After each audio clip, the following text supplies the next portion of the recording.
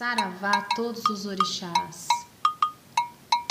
Oi, salve Umbanda, vamos saudar as 7 linhas dos orixás. Boa noite, aqui é o Enzo, todos sejam muito bem-vindos aqui. Vamos lá, vamos começar, Jorge, por favor, vamos fazer, para quem é novo, que está chegando a primeira vez aqui, sejam bem-vindos.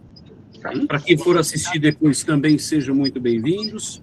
A gente inicia sempre com um relaxamento conduzido aqui pelo Jorge, uma forma de nós nos desligarmos um pouco, né, do final de semana, que sempre todo final de semana acaba sendo mais agitado, mais materializado, e também a segunda-feira, que costuma ser um início de semana um pouquinho mais pesado.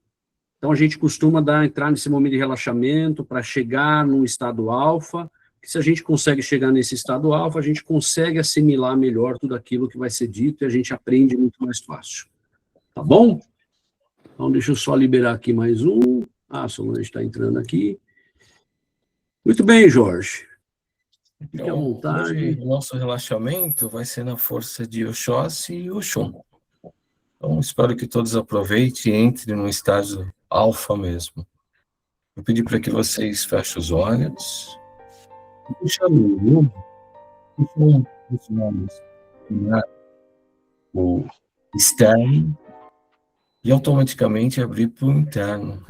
É muito importante que a gente se olhe o nosso interior. Então, tome uma respiração bem profunda. Respirando pelo nariz, soltando pela boca, vai relaxando. Tome mais uma respiração, relaxe o seu pescoço, relaxe os seus olhos, seus lábios, a sua face, e tome mais uma respiração bem profunda. O máximo que você conseguir. Relaxe os seus ombros, seus braços, suas mãos, seu tórax. E tome mais uma respiração bem profunda. Vai relaxando lentamente. Aproveite esse momento. Relaxe o seu abdômen. Relaxe suas pernas, seus pés.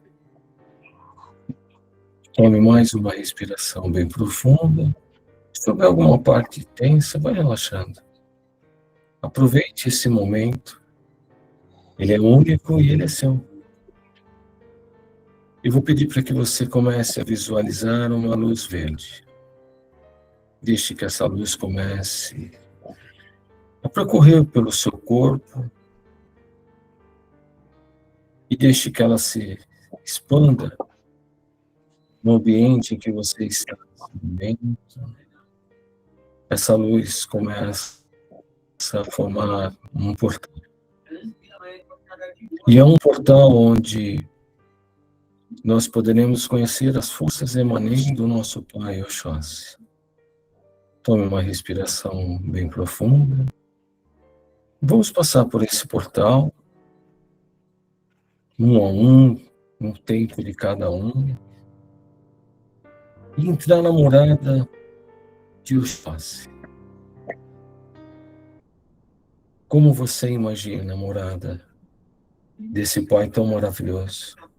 Passe por esse portal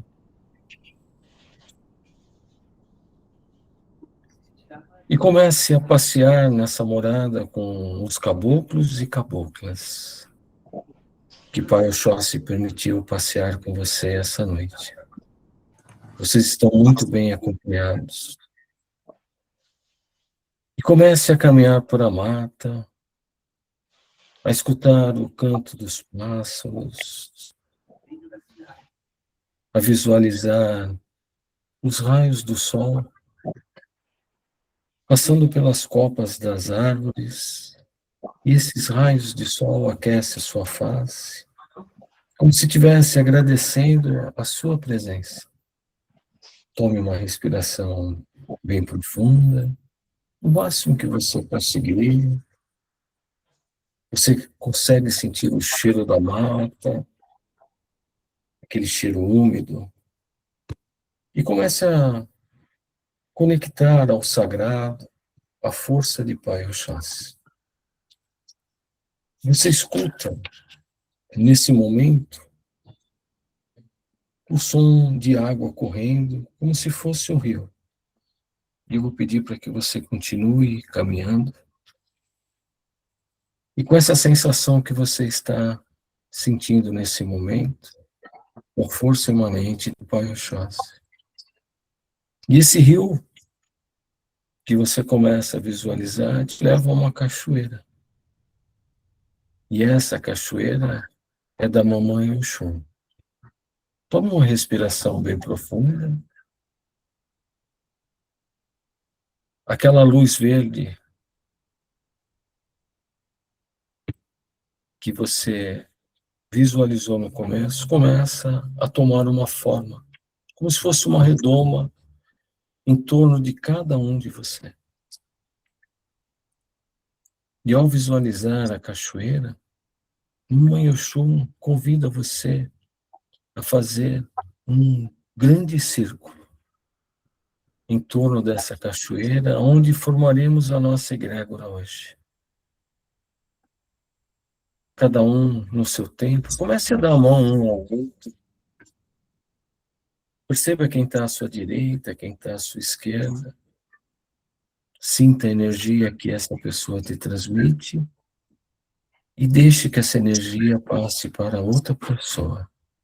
Tome uma respiração bem profunda.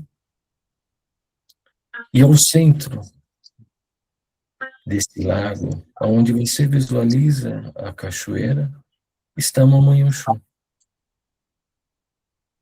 Nesse momento começa a surgir uma luz dourada que sai do seu coração ao centro onde está a Mamãe Oxum, deixando ainda mais forte e mais bonita a nossa egrégora. Tome uma respiração bem profunda, sinta a energia, sinta a força que esse lugar transmite para você. E em torno dessa cachoeira e ao entorno de cada um de você, os caboclos e caboclas começam a chegar, formando uma outra egrégora. E eles cantam um ponto para fortalecer cada um de vocês. O ponto é, nas cachoeiras da Mamãe Oxum, corre águas cristalinas aos pés de Pai Olorum.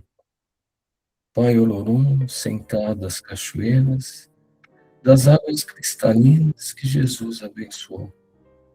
E vou pedir a permissão ao Oxalá a banhar nas cachoeiras para todo o mal levar.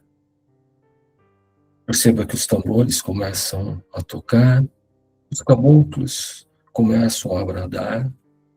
Sinta essa energia, sinta essa força que gentilmente você está sendo presenteado nesse momento. Tome uma respiração bem profunda. O máximo que você conseguir, respirando as gotículas de água que sai da cachoeira. Salve Pai Oxóssi e salve nossa Mãe Oxum. E é dessa forma, a egrégora formada nesse lugar que emana só energia e amor.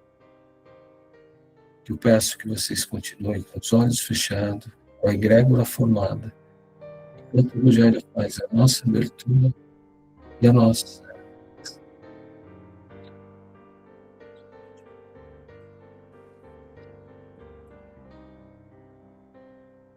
E adiante, diante dessa mesma egrégora, de todos ali unidos na força de nosso Pai Oxóssi, de nossa Mãe Oxum, passamos nessa semana, uma semana tão importante para nós, umbandistas, Uma semana que as principais forças de matrizes africanas se reúnem para atingir e orar todos de uma única forma, relembrando os passos de nosso Mestre Jesus. Que essas forças divinas, através de Pai Oxalá, Pai de todos os orixás majestosos, assim como nossos guias de luz, os sábios pretos velhos, os alegres ibejis, das matas indômitas os caboclos e caboclas, os visionários ciganos, os marujos das ondas do mar, os boiadeiros firmes e fortes, os malandros astutos e os baianos resilientes em sua fé, e os exus e guardiões e pombagiras libertadoras, todos nós juntos, rendemos glória, respeito e muito axé nessa Semana Santa, que é o tempo sagrado de reflexão, sacrifício e axé eterno. E lembremos então do dia a dia das passagens de nosso Mestre Jesus, o maior médium que a Terra já conheceu, onde suas ações que teve em terra ecoam até hoje nas práticas umbandistas e no coração de todas as pessoas espiritualistas. Então passemos no Domingo de Ramos, onde Jesus Cristo, médium humilde, na sua humildade, entrou em Jerusalém, montado em seu jumentinho. O exercício que nos traz é se nós estamos preparados para escolher o mais simples, ou se procuramos sempre pela vaidade. Dentro da Umbanda, dentro da espiritualidade, não há espaço para mostrarmos ou sermos melhores do que os outros. Sejamos humildes, assim como Jesus foi. Na Segunda-feira Santa, exatamente no dia de hoje, Jesus então assim exalta que uma boa obra foi feita para comigo. E essa foi Maria, a generosa Maria, que pegou do seu perfume mais caro e ungiu os pés desse médium, Jesus. E nós, umbandistas, somos assim. Devotamos e oferecemos aos nossos orixás, a quem servimos, o que há de melhor em nós. E jamais podemos ser como Judas, que só fez murmurar e não enxergar a generosidade do outro. Sejamos sim como Maria, que foi generosa, que a caridade que se mostra muitas vezes, ela não é apenas material, não é apenas de doar os seus bens, absolutamente nada disso. Devemos também ver o outro como um filho de Deus, respeitá-lo e defendendo, assim como ele é. Chegando a terça-feira, o nosso querido profeta e médium supremo recebe do seu mais fiel escudeiro, Pedro, que daria a sua vida por ele. E esse médium, esse homem Jesus, ao perguntar se daria realmente a vida por ele, ele disse em verdade que poderia cantar o galo antes que tenha negado ele por 3 vezes. Assim nos ensinam os nossos pretos velhos, nos afirmando para confiar na palavra de Deus. Nós, umbandistas, temos que enxergar os milagres que Deus faz na nossa história. Todas as bênçãos diante das dificuldades. Chega então a quarta-feira, ante a traição, sereno em sua fé inabalável, esse grande médium Jesus, espalhando a firmeza dos pretos velhos nas provas de fogo da vida. Ele perdoou Judas e perdoa Pedro. E nós também devemos perdoar aqueles que nos magoam. Nós somos a verdadeira Umbanda. E muitas vezes somos exemplo para muitas pessoas. Ajudar aqueles que precisam da nossa amizade, da nossa companhia, ou de um simples sorriso. E quando nós caímos no erro, corremos, nos prostemos diante de nosso Pai Oxalá. Ali, Ele nos irá acolher, como filhos amados, nos perdoando dos nossos erros e oferecendo sempre a sua amizade. Na quinta-feira santa, na ceia do amor fraterno, partilhando o pão e o vinho, assim como nós, umbandistas, partilhamos dos nossos passes de energéticos, partilhamos da nossa caridade, que fluem dentro dos terreiros. Ali, no lava-pés, Jesus nos convida ao serviço mais solícito de nós dentro da Umbanda, que é servir as pessoas para viver em fé e dar o testemunho do amor. Na sexta-feira santa, na cruz fatídica, esse grande médium sacrificado, carregando o peso do mundo, pedindo ajuda, duvidando no auge da dor, mas incorporando o sofrimento redentor.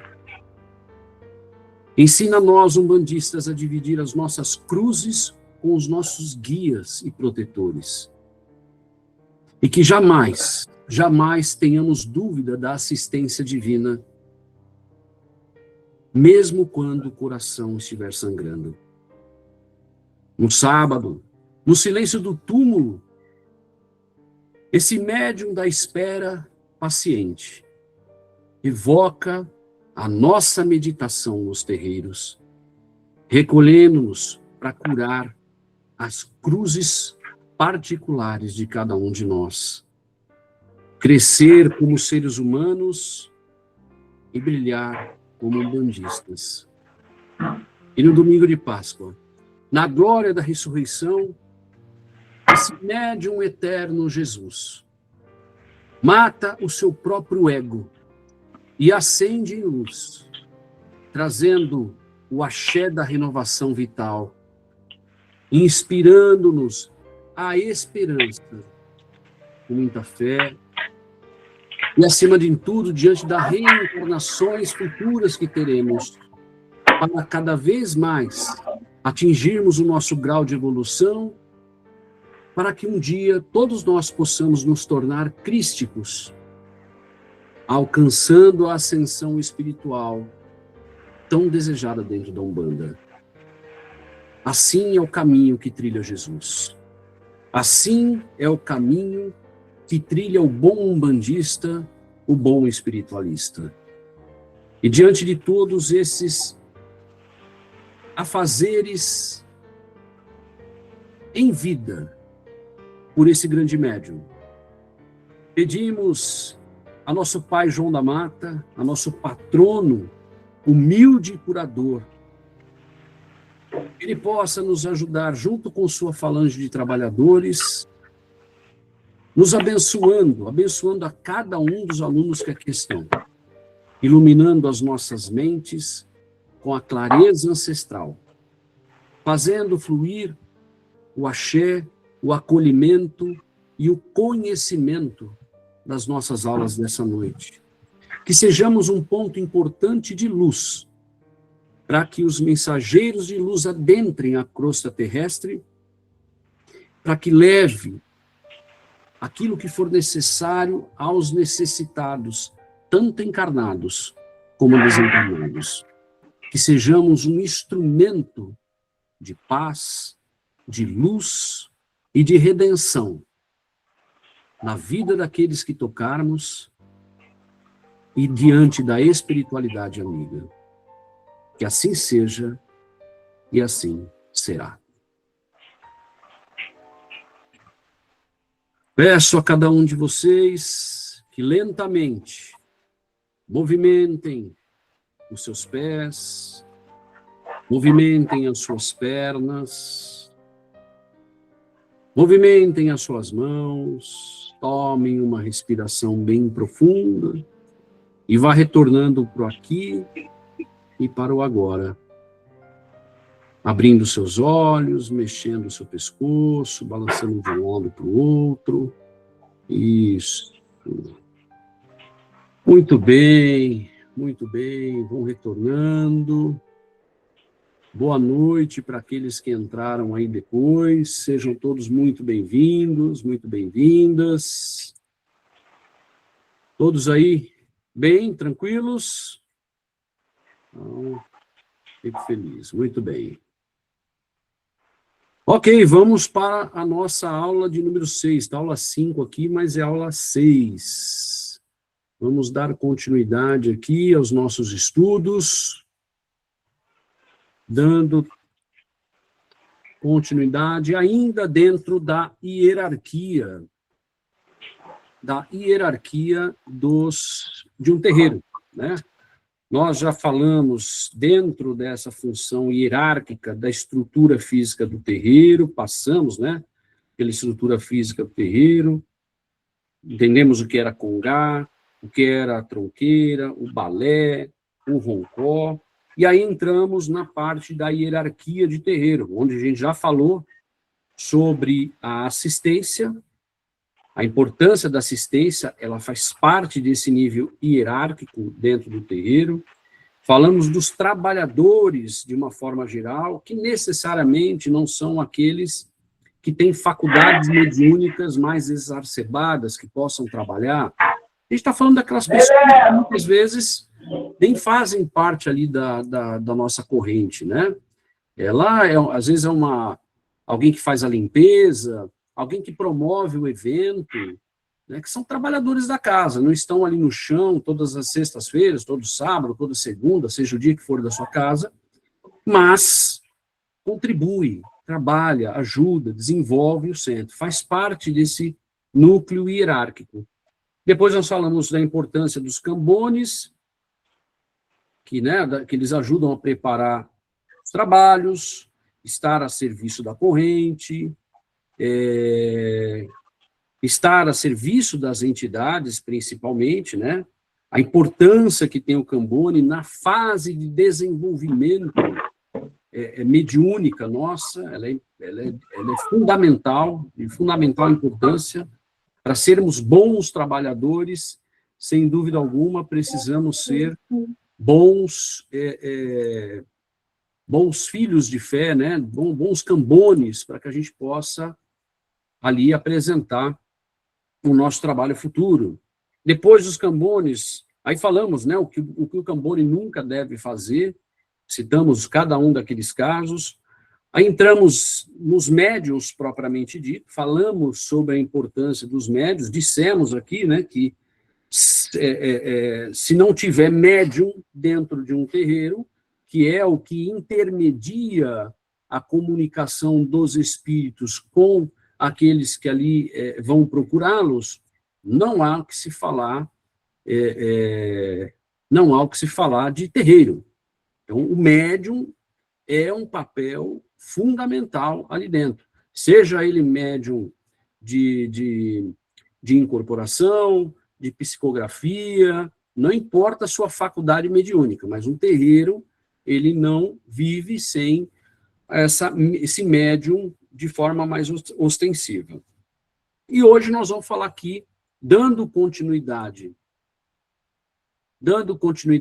a essa hierarquia dos terreiros, nós vamos falar então dos ogãs. Os ogãs, que no candomblé, ele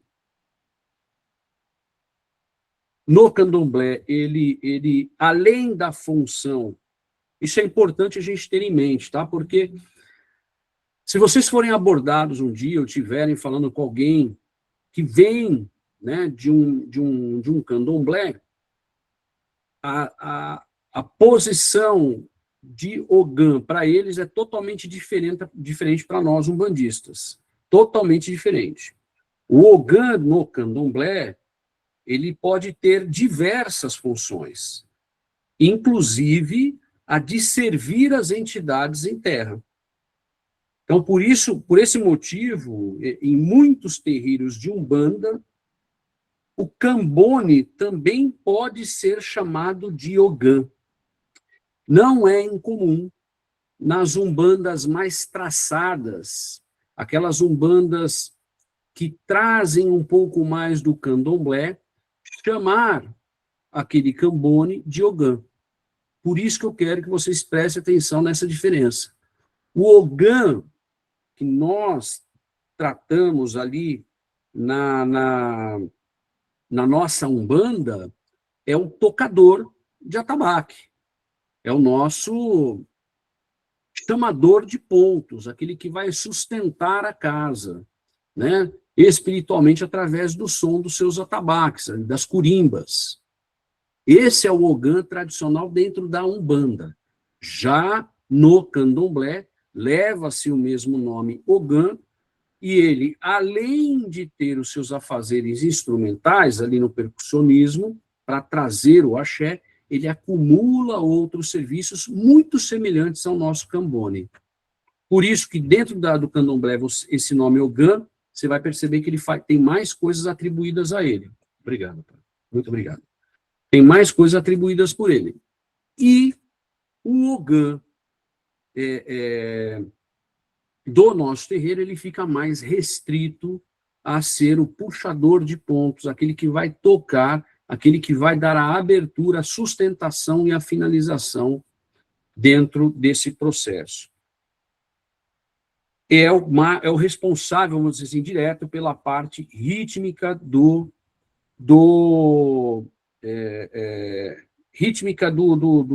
atabaque, da casa, né? Aquele que vai tocar esse instrumento.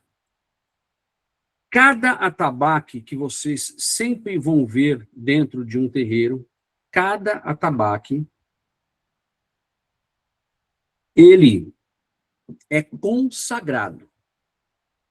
Então, quando você chegar em uma casa, nunca vá direto lá, por mais que você conheça as pessoas, às vezes você vai numa tarde que não está tendo nenhuma gira, né? Você entrou ali na casa, convidado de alguém, as pessoas, né, vão lá e às vezes querem tocar lá no atabaque. Não pode ser feito isso. Por quê? Porque esse atabaque ele está consagrado na força de um determinado orixá e muitas vezes na força de um determinado guia de trabalho, pretos velhos ou caboclos. Sempre será dessa forma. Consagrado a um guia e consagrado ou a um preto velho ou a um caboclo. Por isso que nós não podemos simplesmente ir lá e bater, né, tocar, ainda que, repito, seja fora de uma gira. Às vezes você foi só visitar ali, o seu amigo te chamou, pai de santo ali, o seu dirigente espiritual te chamava, vamos dar um pulo comigo lá no centro. Quando você entra ali, não, nem toque, nem encoste, porque há uma consagração feita ali a um determinado orixá. E essa consagração, quando ainda assim você for convidado a tocar, para aqueles que já são Ogã, quando for convidados a tocar, é natural você chegar em cima do couro e fazer 3 vezes o sinal da cruz, pedindo licença para que a sua mão seja colocada diante daquele sagrado. Porque aquele instrumento, naquele momento, ele se torna sagrado. Ele é sagrado dentro da casa, tá bom? E através do toque dos Ogãs, mais tradicionalmente dentro da Umbanda, que só tocam, né? Só não, né? Eles tocam, né? Não é só, é muito, né? O Ogã, ele acessa a energia daquele orixá ou daqueles guias para que os trabalhos sejam executados. Então, olha a importância que tem um Ogã dentro de uma casa. Deixa eu ver, que tem alguém querendo entrar, eu não estou conseguindo... Ah, ok. O Breno aqui, pronto. Então, o Ogã, gente, ele tem uma função muito, muito, muito importante dentro da casa. Porque ele acessa a energia através do toque, ele acessa essa energia em primeiro lugar. Ele invoca através dos instrumentos e da batida a presença daqueles guias e protetores que já estão ali, mas eu diria que ele amplifica a nossa comunicação dos médios que estão ali para incorporar, ele amplifica essa potência. Ele aumenta essa energia naquele ambiente e ali você, então, começa a ter o trabalho desse Ogã, começa a fazer sentido e começa a ter um efeito prático ali. Diga, Viri. Oi. Sem um Ogã na casa, tem gira ou não tem? Tem gira. Tem gira e nós temos como prova fundamental a própria tenda Nossa Senhora da Piedade, do Zélio Fernandinho de Moraes, que até hoje não tem Ogã. Todos os pontos que são cantados são na palma da mão. Então, talvez ali tenha a figura de alguém que puxe os pontos e tem alguém que bata ali as palmas, que vai dando ritmo. Entendi. Que pode ser tratado como um Ogã, mas lá essa palavra você não vai ter porque não há os atabaques ali. Então, há sim possibilidade de você ter uma gira sem necessariamente ter o trabalho do Ogã. Mas, veja só, das 7 tendas de Umbanda que o Zélio ajudou a fundar, somente essa primeira, Nossa Senhora da Piedade, não teve Ogã. Somente ela. Da segunda até a 7ª, todas tinham atabaque e seus Ogãs trabalhando. Tá, e aí, no caso, quem puxa os pontos são os próprios cambones, médicos... Trabalhadores da casa. Tá os bom. médios, provavelmente um médium da casa, sustentado depois, quando começa o trabalho mediúnico, sustentado depois pelos cambones, ou alguém, talvez, que o centro especifique como o puxador de ponto. Olha, você trabalha só para puxar o ponto. Você vai fazer o ponto da energia, você vai fazer a sustentação e vai fazer o encerramento depois. É importante que se tenha isso. Tá bom, entendi. Bom? Obrigada, Rogério. Nada. Então, esse é o papel, né, importante aí do Ogã. Qual outro papel importante que nós temos dentro da casa? O pai ou a mãe pequeno, pai pequeno ou a mãe pequena da casa, né? Que são, na verdade, os grandes assistentes, vamos dizer assim, do dirigente espiritual, do pai de santo, né, da casa, ou a mãe de santo da casa. Por isso que tem esse nome pai pequeno e mãe pequena, porque ele é o assistente desse pai maior da casa ali. Ele, de certa forma, na ausência desse pai ou mãe de santo, ele é o substituto direto, que vai estar atendendo os filhos e que vai tocar uma gira, né? Ele vai sustentar a gira ali. Eles aprendem, né, vamos dizer assim, e colaboram em todos os trabalhos que sejam de responsabilidade do pai ou dessa mãe de santo, ou do dirigente espiritual, como da forma que é utilizada a nomenclatura da casa, tá? Então, por esse motivo, é desejado que tenham formação sacerdotal. Porque se não tiver essa formação sacerdotal, fica difícil dele saber os fundamentos necessários da casa e os fundamentos necessários a serem utilizados em todo e qualquer trabalho espiritual. Então, é fundamental que ele se torne, ou ela se torne, sacerdote ou sacerdotisa, tá? Ou, ao menos, que estejam cursando o seu barco sacerdotal. É de suma importância que ele esteja ali fazendo, porque ele vai substituir. Na ausência desse dirigente, na ausência desse pai ou dessa mãe de santo, ele é que vai fazer a substituição e vai ter que tocar essa gira. E ele tem que ter todos os fundamentos para suportar as mais diversas situações que ocorrem numa gira. Um pai, uma mãe de santo, um dirigente espiritual, eu costumo dizer o seguinte, é o para-raio do centro. Se acontece qualquer coisa na corrente com um filho, esse dirigente espiritual, esse sacerdote que está ali, ele vai absorver, porque ele tem que tirar aquilo do filho. Ele absorve. Aí você multiplica por 10, 20 médiuns, 30 médiuns. O ponto de descarrego maior, o para-raio da situação é o pai e a mãe da casa. Agora, se esse pai pequeno e essa mãe pequena não tiver essa base, vai sair de lá judiado. Porque se sobrecarrega. Todo dirigente espiritual, todo pai e mãe, ele tem anualmente que fazer a sua limpeza independente do centro. Ele tem que fazer, até para descarregar tudo. Tá? Então, é importante que essa mesma situação seja levada para o pai pequeno e a mãe pequena da casa. Muito bem. Qual outro que está dentro da hierarquia da casa? O Babalorixá e a Ialorixá, que nada mais são do que o pai de santo e a mãe de santo, ou o dirigente ou a dirigente espiritual da casa. O Babalorixá é o homem que cumpriu o curso de formação sacerdotal. A Ialorixá é a mulher que cumpriu com o curso de formação de sacerdotisa, onde ela foi, ela e ele, né, foram preparados para a função de alguma forma. Depende do tipo de barco sacerdotal que foi seguido.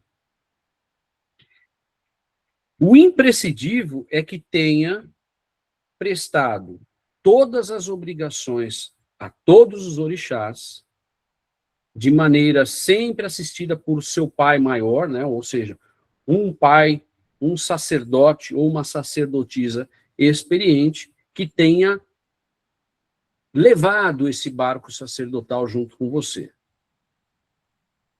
Então, o Babalorixá é o nome atribuído aos homens com formação sacerdotal.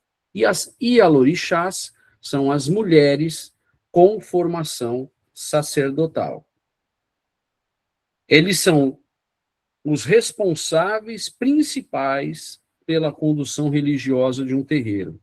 Um barco sacerdotal, pessoal, só para vocês terem uma noção, ele leva de 2 a 3 anos para você cumprir. É muita coisa. É muito trabalho.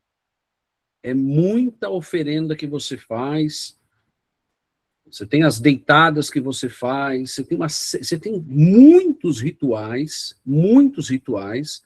para você alcançar o nível de Babalorixá ou Ialorixá. Então, geralmente, os barcos sacerdotais, eles vão de 2 a 3 anos para você se tornar um sacerdote. No meu barco sacerdotal, foram 2 anos e 9 meses, até concluir o meu barco. Então, o Jorge, junto com a Patrícia, né, ambos são meus padrinhos, inclusive. O Jorge teve praticamente em todos as minhas oferendas, né, Jorge? Sim, sim. Isso também, o Serginho chegou a estar comigo, acho que 1 ou 2, não me lembro. E o ritmo era bem puxado, né? Mas era tão satisfatório, né, Rogério? Era uma coisa assim, maravilhosa, né? Algo realmente maravilhoso, então, mas que exige muito da gente, exige demais. Eu ficava, às vezes, até constrangido, porque você é obrigado a ter um padrinho, uma madrinha, né, e alguém que te acompanhe nessa caminhada. E eu sabia que era tão pesado, às vezes ficava com com receio de chamar a Patrícia, chamar o Jorge, para minha nossa senhora, agora eu vou tomar o dia deles aqui da semana, é complicado Não demais. foi um prazer, Rogério, foi um prazer. Eu agradeço até hoje. Então, Tomou quase nada, né, Jorge? oi? Tomou quase nada, né? Pois é, pois é. Então, é tão fundamental essa vivência, tá? E aí, uma vez que você completa o seu barco, que você atravessa, né? Por que barco sacerdotal? É porque você vai ter que atravessar uma jornada. Por isso que se chama barco sacerdotal. É uma jornada longa, onde vai ter alguém conduzindo, que é o seu pai de santo, conduzindo esse barco com você ali dentro. E você vai chegar ao final atravessando todos os obstáculos, todas as situações que você pode imaginar, para que você amanhã, você comece a manejar esse barco e passe outros filhos ali também. Diga, Giovana. Rogério, sobre essa questão, né, de ser pai e mãe de santo, Ialorixá, Babalorixá, é obrigatório fazer essa preparação de uns 2 ou 3 anos para ser pai e mãe de santo? Não é, veja só, não é obrigatório, porque se eu falasse que fosse obrigatório, existem uma série de casas que os pais e mães de santos foram preparados pela espiritualidade, principalmente os centros mais antigos. Porque o barco sacerdotal, Giovana, ele começou a ser colocado em prática em meados dos anos 50. O Zélio foi o primeiro a conduzir um barco sacerdotal. E aí, a partir do Zélio, diversos outros que foram sendo formados por eles continuaram a conduzir outros barcos sacerdotais. Mas antes de 1950, você já tinha diversos pais e mães de santo, Babalorixá e Ialorixá, que foram doutrinados, moldados pelos guias e protetores. Então, não é que é obrigado, mas é recomendável. Por quê? A não ser que você tenha uma casa que o seu pai e a sua mãe te passe isso como herança. Então, você vai ser criado dentro daquele ambiente e todos os fundamentos serão passados para você. Mas eu diria que hoje em dia é muito difícil isso. Um barco sacerdotal, ele te dá uma possibilidade de aprender muito mais e ter os fundamentos enraizados dentro de você. Entendi, é porque eu imaginei isso mesmo, por exemplo, uma casa que seja de família, né, herdada, então o pai de sangue mesmo do filho passa para ele, então eu imaginei isso. Isso acontece. Hoje em dia, na minha turma, por exemplo, isso é uma coisa bem legal da gente entender até onde vai a humildade das pessoas, né? No meu barco sacerdotal, nós nos formamos em 37 pessoas. Eu acho que foi isso, 37 pessoas. 8 pessoas da minha turma eram filhos de pais e mães de santo que tinham terreiros. Mas os pais e mães falaram, olha, a prática eu te ensinei, mas é muito importante que você vá aprender a teoria também. E eles entravam no barco sacerdotal para adquirir a teoria para poder passar depois para os outros filhos. Isso é muito legal. Porque são pais e mães de santo antigos de casas, né, muito antigos, que têm suas casas também há 40, 50 anos, mas que reconhecem a necessidade de trazer a teoria também. Porque a prática eles aprenderam lá dentro, com seus pais e mães, mas não sabiam a teoria. E esses 8 se formaram e estavam herdando as casas dos seus próprios pais de sangue, que já eram pais e mães de santo. Muito legal, né? Sim.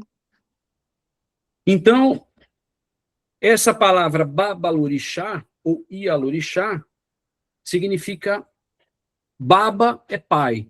Então, seria pai de orixá. Ou mãe. Ialô, né, que é Ial, que seria a mãe.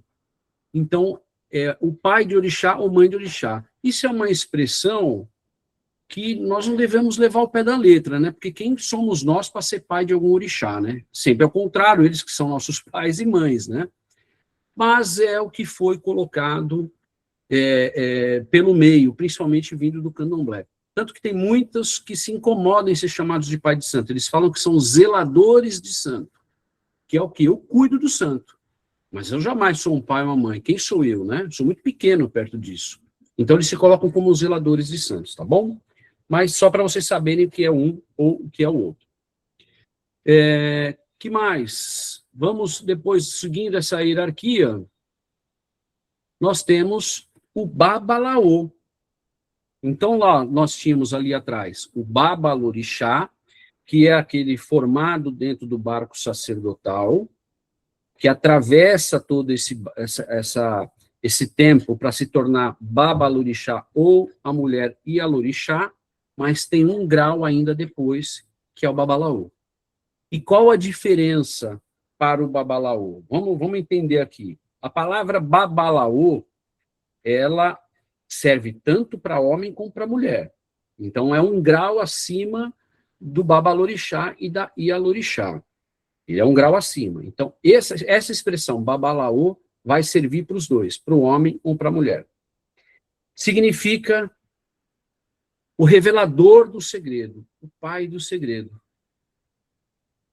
O termo ele é usado tanto para homem para mulher, mas, na essência, como é o babá, seria o pai. É o pai do segredo.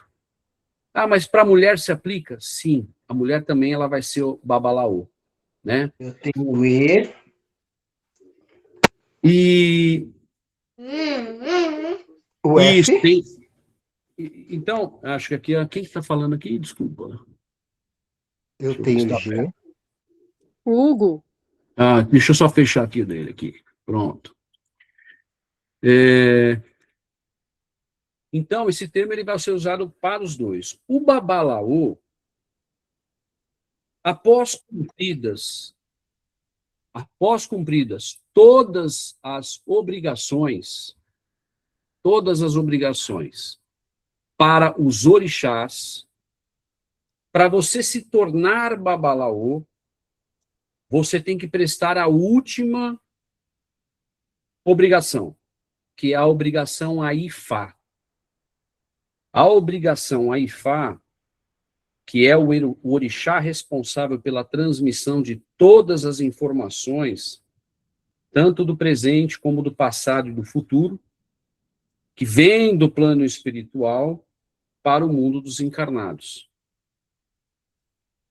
E quando nós prestamos a obrigação Aifá, nós então adquirimos a capacidade de se conectar, de acessar o seu conhecimento. Só que o Ifá, ele fala através de um único oráculo. Ele só vai se comunicar através de oráculo. E o oráculo que ele vai mais se comunicar são os búzios. Tem gente que se comunica com o Ifá também através das cartas ou algum outro meio de adivinhação, vamos dizer assim, tá bom? Mas, em regra, quem vai passar as informações é Ifá, através, em regra, do jogo de búzios.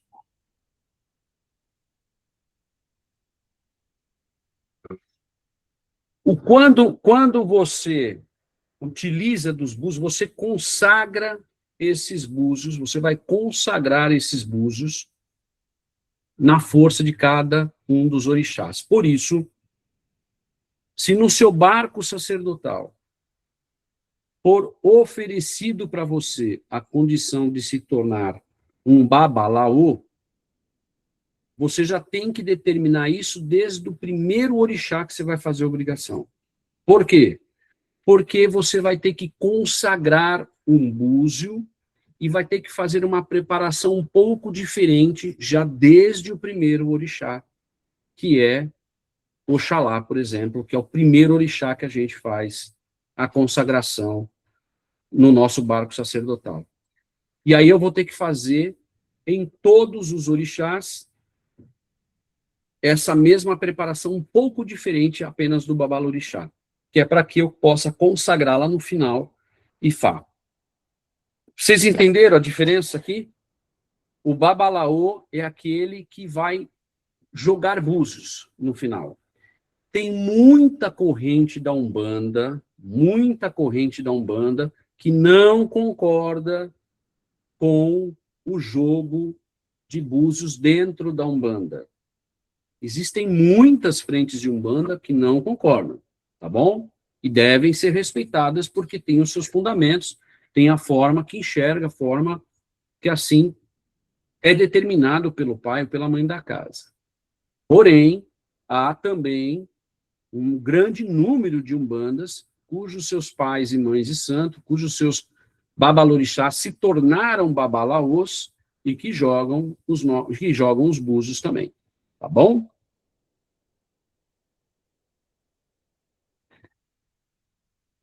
E Ifá, gente, é a última obrigação que é feita após você ter a sua formação sacerdotal.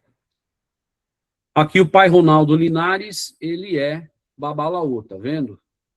Ele faz o jogo de búzio. Aqui, esse daqui é o meu avô de santo, ó. Tá? Eu tenho a minha formação de babalaô também. Então, além de formação do barco sacerdotal, eu fiz a consagração, eu fiz as obrigações de Ifá para me tornar também babalaô, tá? Diga, Iris. Aqui tem uma observação da Fabiana, que ela falou que tem centros que o pai da casa é chamado de baba. Uma pergunta que eu faço assim, você que decide que você vai fazer essa caminhada, essa jornada de aprendizado.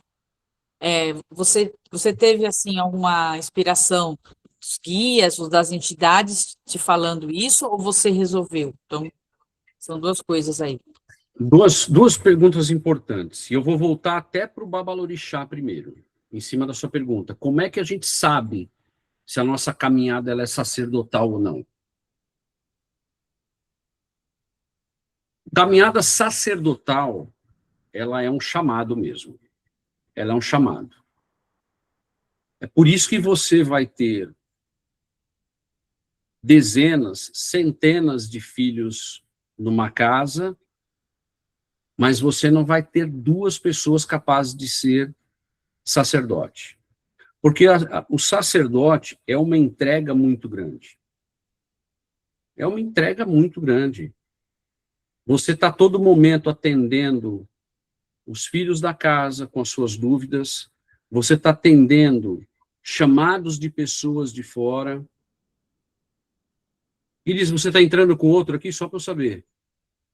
Não, eu fechei porque o meu Note travou, eu estou com o celular.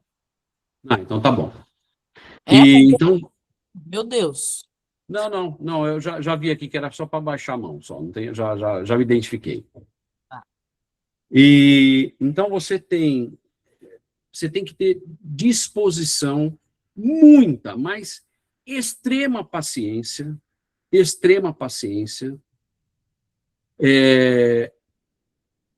e saber lidar com conflitos. Se você não tem essas características dentro do seu ser, vai ser difícil.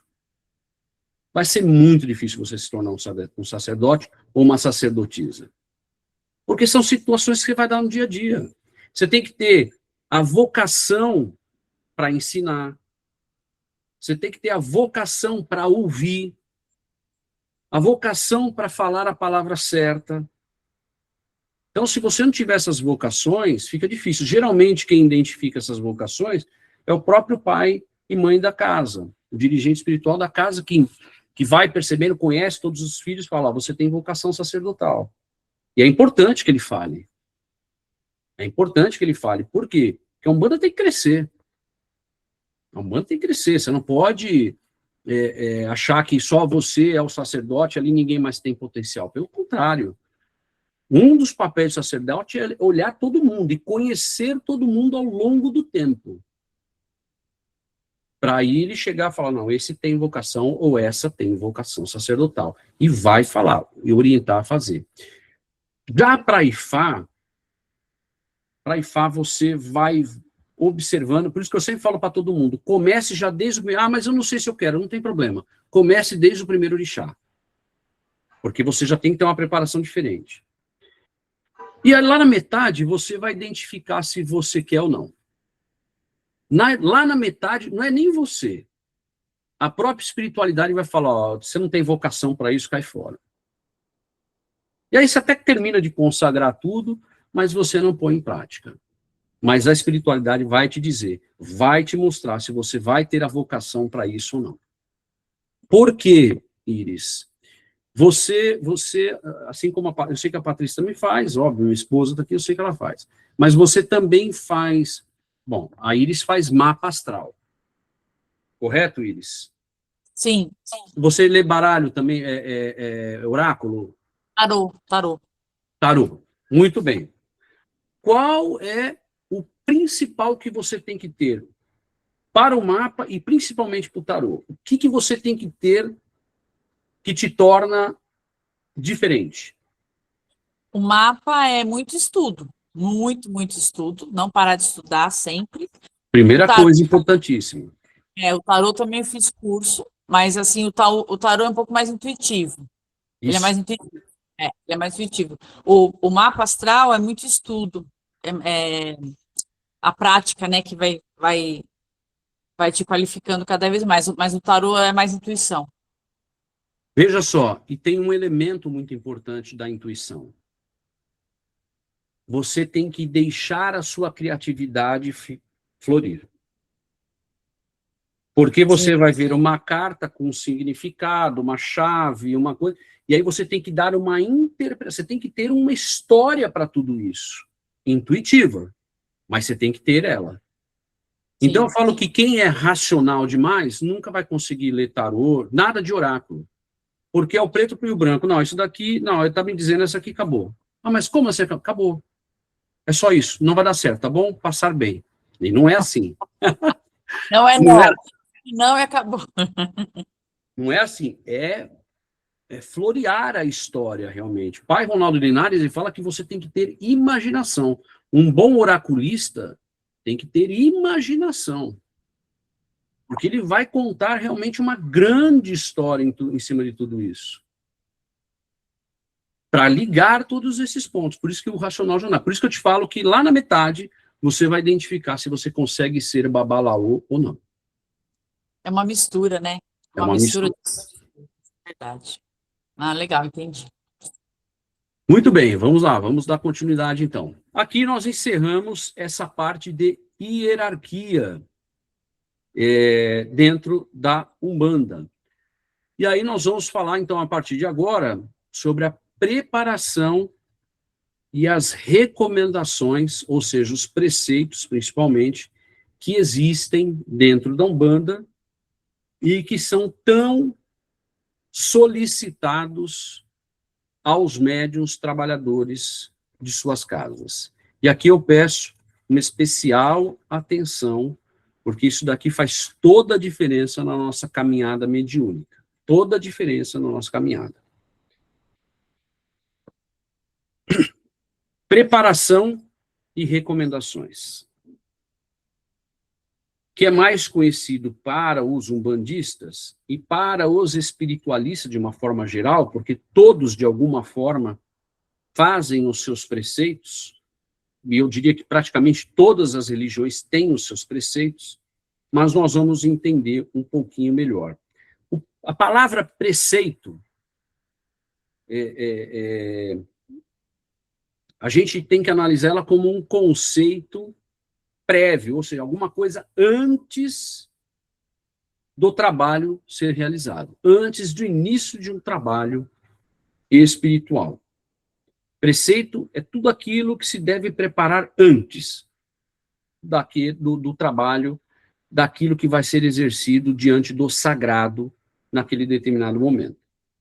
Então, são necessários para o bom desempenho de uma atividade religiosa e obrigatórios para aqueles que são trabalhadores que adentram a um congá para trabalhar,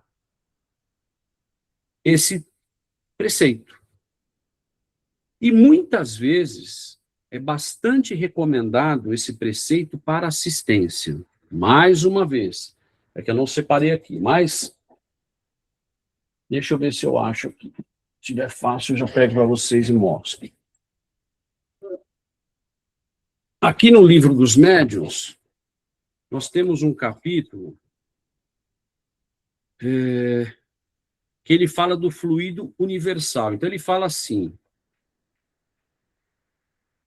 na segunda parte do Livro dos Médiuns, ele fala sobre o fluido, ele fala o seguinte, ó, o fluido universal é o veículo do pensamento, como o ar é o veículo do som. O que ele está dizendo aqui? Que o fluido do pensamento vai interferir diretamente num trabalho espiritual. Quando eu estou dizendo que um veículo de um pensamento ele vai interferir no meu trabalho, significa que tudo que eu preparar no meu corpo que possa influenciar no meu pensamento vai interferir no meu trabalho. Por que a gente estende para a assistência esse preceito? Porque o preceito, além dele resguardar algumas questões fisiológicas, ele nos traz a calma, a paz, para que a gente possa ter um bom trabalho. Então, por isso, lá no nosso centro, por exemplo, o Serginho sempre recomenda para que a assistência venha de branco, que tenha um dia tranquilo, que não faça... Nos nossos livrinhos estão escritos aí lá, né? Porque o Serginho escreveu isso daí. E ele coloca lá que tenha uma alimentação leve, que evite comer carne, que evite discussões, que passe aquele dia mais em oração, ou seja, isso é um preceito. Porque se aqui eu estou dizendo que o fluido animalizado ele vai influenciar de acordo com o meu pensamento, é claro que ele vai influenciar na gira. Afinal de contas, nós não falamos aqui na hierarquia que a assistência faz parte? Não é uma troca? Então, vai ter influência. Por isso que é recomendado, nessas atividades, que se estenda, sim, a assistência, além da obrigatoriedade dos próprios trabalhadores. Então, existem 3 regras básicas e fundamentais para preparação de um médium e dos cambones para os trabalhos espirituais. E que eles devem ser obedecidos, no mínimo, 24 horas antes do início do seu trabalho. Então, se o seu... Vou usar sempre o meu exemplo, mas eu quero que vocês tracem um paralelo no exemplo da casa de vocês. Então, na nossa casa, os trabalhos começam às 20 horas e 30 minutos da sexta-feira. Às 20 horas e 30 minutos da quinta-feira, começa o nosso preceito. A partir dali, nós já temos que nos resguardar. Tá? Temos que nos resguardar. Então, existem essas 3 regras bastante fundamentais para que a gente possa realizar os trabalhos, a gente vai entender aqui, e que devem ser obedecidos a partir ou 24 horas dos trabalhos. Muito bem, quais são os primeiros? O primeiro é evitar comer carne. A recomendação é que seja todos os animais que contêm vísceras. Todos. Hoje há uma discussão sobre o peixe. Por quê? Há um estudo sendo elaborado por um grupo kardecista que, através do iodo que tem no peixe, esse iodo ele ativa melhor a nossa glândula pineal, e a nossa glândula pineal é a grande receptora da comunicação espiritual. Então, esse iodo, ele potencializa, ou pode ser que ele potencialize a nossa glândula pineal. E se isso acontece, melhoraria a nossa comunicação mediúnica. Mas não é ainda um estudo 100% sacramentado dentro do próprio kardecismo, tá bom? Então, para todos os efeitos, nós nem peixe comemos porque contém vísceras, da mesma forma. O que eu posso? Um camarão, uma lula, Aí tudo bem, você está liberado, não tem vísceras. Agora, aquilo que tem o sangue, tem essas vísceras, necessariamente a gente deixa de fora. Por quê? Porque é o sangue quente. E ele demonstra, vamos lá, primeiro, mais sofrimento para morrer. Esse animal, ele teve um nível de estresse muito grande ali. Ele teve um nível de estresse muito grande pelo sofrimento para morrer ali. E todas as energias desse sofrimento ficam impregnadas, independente do tempo, vão ficar impregnadas nessas vísceras. Então, do ponto de vista físico, a digestão ela é mais lenta dessas carnes. Mas não quer dizer que ela atinge diretamente o ponto de vista espiritual. É que essa energia física pesada, ela mexe com a nossa energia pessoal. Ela mexe com a nossa energia pessoal. Então, ela interfere. Se ela mexe no meu aspecto físico, ela vai interferir, ela vai ajudar a interferir no meu aspecto espiritual. Porque você, diante de uma má digestão, você não fica bem para trabalhar, gente. Qualquer um de nós. Vamos pensar dentro do nosso trabalho do dia a dia. A gente não fica bem. Imagine 2, 3 horas em pé, fazendo atendimento, doando o seu corpo para um espírito trabalhar ali. Você não vai conseguir. É muito difícil. Então, essa energia, ela fica pesada demais, mexe com a nossa energia pessoal e, com isso, ela dificulta o nosso contato com a entidade, com essa mediunidade. Claro, se eu estou lá com uma má digestão, eu não tenho condição de me concentrar com a minha entidade. Não tenho, eu estou passando mal ali no terreiro. Por isso que a gente sempre pede, inclusive antes dos trabalhos, para comer alguma coisa bem leve, bem levezinha. Talvez um carboidrato pequenininho para te dar sustentação física, para você não passar mal, porque exige muito do físico ali. Além da quantidade, né, Rô? Além da quantidade. Além da quantidade. Então, isso é muito, muito, muito importante. Quantidades pequenas e o suficiente para te manter com energia para você colocar o seu corpo à disposição ali. Tá bom? Agora, é óbvio que esse sofrimento que está ali naquela carne, eu repito, esse sofrimento todo, é isso que torna a carne mais indigesta. Nunca esqueçam disso. É isso que torna a carne mais indigesta, gente. Há o sofrimento de um bichinho ali que morreu. Ah, mas é para alimentar nós. Eu entendo, eu sei, eu adoro um churrasco. Só que não dá para comer na véspera de um dia de trabalho. Não dá. Vai mexer com a nossa estrutura. Estrutura física que necessariamente vai atingir a nossa comunicação espiritual. Está compreendida essa questão da carne? A Giovana levantou a mão, Rogério. Diga, Giovana.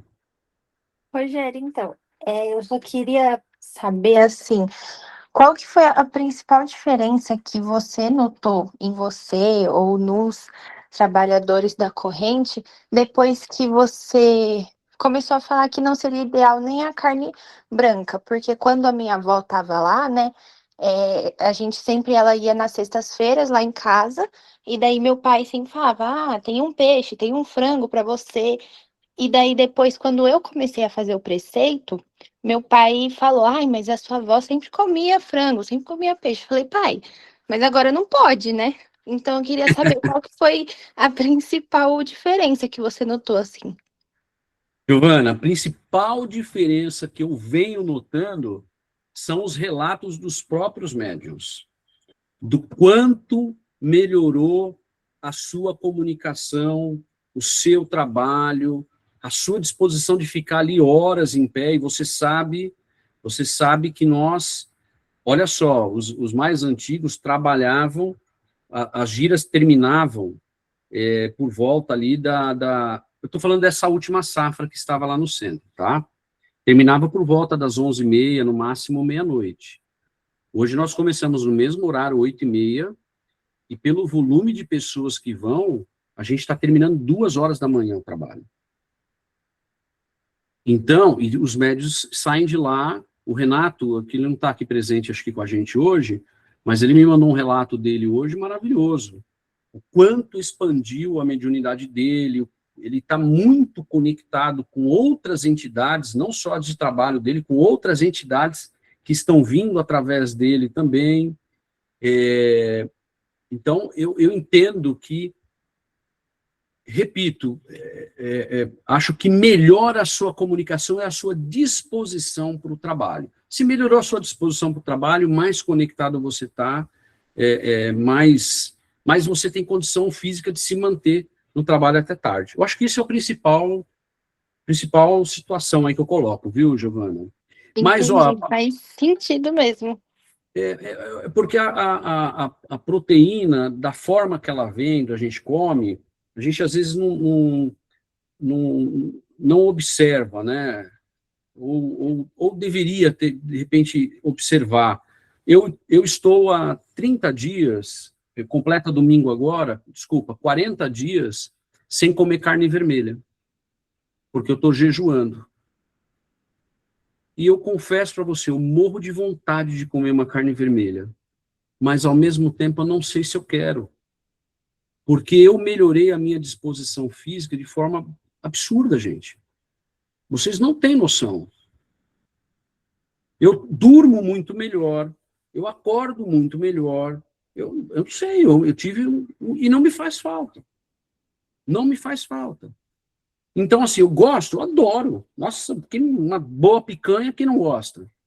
Mas eu confesso que eu não sei se eu vou voltar com a voracidade que eu tinha antes, que eu comia carne, eu jejuei justamente porque eu estava comendo carne de domingo a domingo, só com exceção da quinta-feira e sexta, que era centro. Mas chegava no sábado, carne, domingo, carne, segunda, terça. Eu estava de um jeito e eu falei, não, eu quero jejuar naquilo que vai mais me sacrificar, que era a carne. E confesso para você que eu tô ótimo.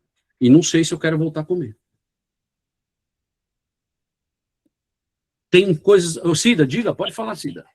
Tem dúvidas aqui depois, tá, Rogério? Tá. Então, na outra casa que eu trabalhava, a gente poderia comer frango ou peixe. Não estou falando mal da outra casa, né? Aprendi muito lá. Só que quando eu fui para trabalhar aí na casa que eu estou agora com vocês, a minha energia com as entidades, a conexão ficou bem mais melhor mesmo. Eu sinto bem mais e sinto até a energia de outra, como da Cabocla Jurema, que lá na outra casa eu sabia que tinha, mas eu tinha dificuldade. Perfeito, Cida. Perfeito, porque a ingestão dessas carnes, elas pesam. E, ó, vamos nos remeter, ó, mais uma vez, hein? Vamos nos remeter na época do nosso médium maior, né, que a gente tem ele como referência, que era Jesus. Todos os trabalhos que ele executava, se você pegar as passagens, todas elas eles faziam um preceito onde ele comia apenas sementes. Ou seja, ele deixava o corpo dele leve o suficiente, sem nenhum tipo de energia que pudesse consumir muito as atividades físicas dele, né? Aquela densidade aumentasse para que ele pudesse executar o trabalho. Tanto que em algumas passagens, os próprios apóstolos questionam, falam, poxa, a gente está sem energia, está cansado, né? Então, e ele fala, não, nós temos a semente, vamos parar e vamos comer essas sementes aqui. Então, eu acho que tem alguma coisa que sem dúvida alguma, atrapalha, né? Sem dúvida alguma, atrapalha, tá bom? Então, é essa questão que vocês têm que levar em mente em relação à carne. Diga aí, Iris, acho que tem coisas aí que o pessoal está escrevendo, né? A Solange começou falando que quando você faz o preceito certinho, sua energia aumenta, né? Sim. Aí a Patrícia falou que mudou energia, a Solange falou porque ela já fez errado, saiu péssima dos trabalhos, né? Então, essa consequência também, né? Aí o Ricardo, se o trabalhador tem dificuldade de ficar 24 horas sem comer carne, precisa uma terapia na assistência, uma total falta de controle. Adir. Verdade, Ricardo. Perfeito. Aí a Fabiana está com uma dúvida. Essas 24 horas antes, vocês fazem jejum ou se alimentam sim, mas de forma leve, tipo alimentos da terra? A gente se alimenta de forma leve, alimentos leves, nada pesado. Então, já no jantar da quinta-feira, a gente já come alguma coisa um pouco mais leve, mais vegetais, coisas assim. Aí na sexta-feira, então, praticamente é uma salada com vegetais. E é isso que eu estou te dizendo. Antes de ir para o trabalho, é recomendável que você coma pelo menos algum carboidrato. Por que isso? Porque o carboidrato ele te ajuda na energia, porque vai demandar muita energia. Você vai ficar ali horas em pé, né, e demanda realmente muita energia, mas de forma equilibrada, algum carboidrato que te sustente realmente. A Patrícia completou aqui que não jejuamos, né? Porém, não consumimos carne, bebida, sexo 24 horas antes. Isso, agora eu vou entrar nos outros, é exatamente isso daí. Então, o primeiro foi esse, né? O segundo preceito que a gente tem, 24 horas antes, é não consumir bebidas alcoólicas e não consumir nenhum tipo de droga. Sim. Vamos lá. Vamos falar aqui um pouco disso. Por que isso? Por ter uma influência direta, olha só, tanto a bebida como a droga, ela tem uma influência direta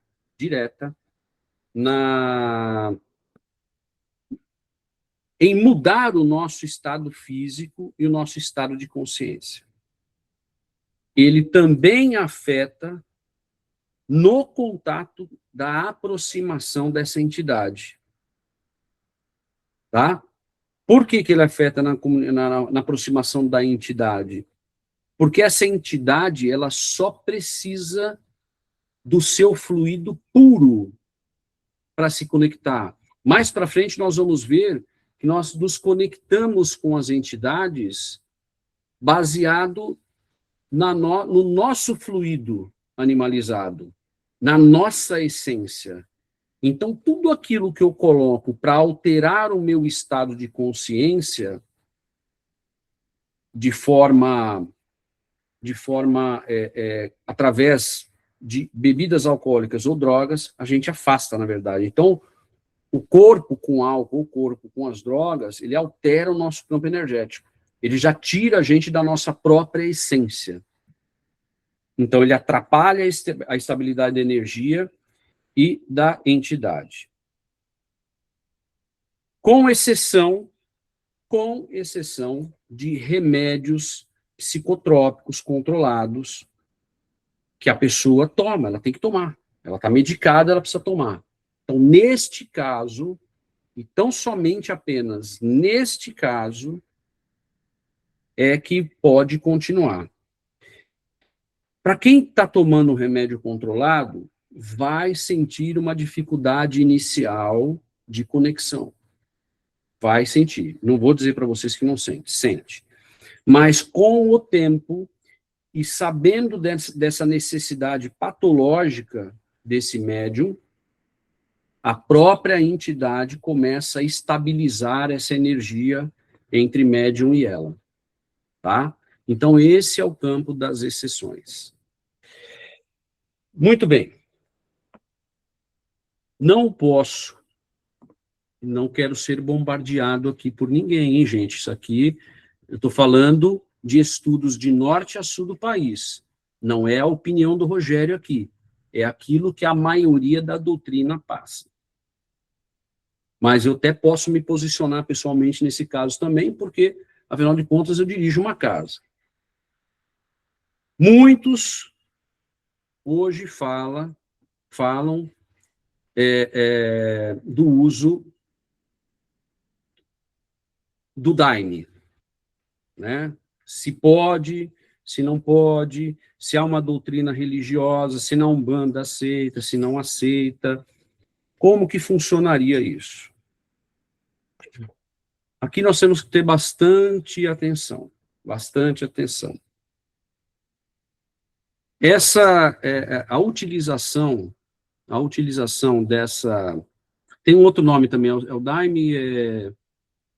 Ayahuasca. Ayahuasca. Isso. Muito bem.